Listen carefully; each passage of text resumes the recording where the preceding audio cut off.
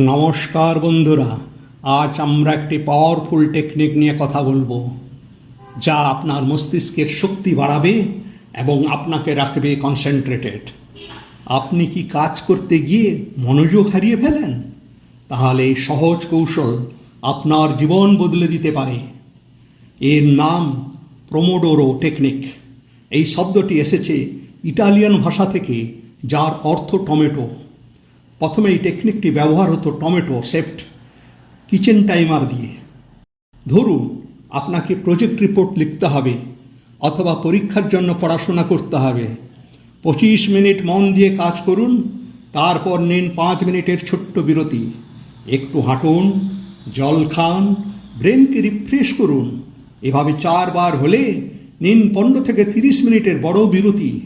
ফলাফল কী হবে জানেন? মনোযোগ বেড়ে যাবে, কাজের গতি বাড়বে, স্ট্রেস কমবে, আর কাজ শেষ হবে দ্রুত ও দক্ষভাবে। সহজ কৌশল, অসাধারণ ফলাফল। আজই চেষ্টা করে দেখুন। আপনার মনোযোগ, উৎপাদনশীলতা আর গতি বেড়ে যাবে অনেক গুণ। ফোকাস করুন, সফল হন। ধন্যবাদ ও ভালোবাসা রইল।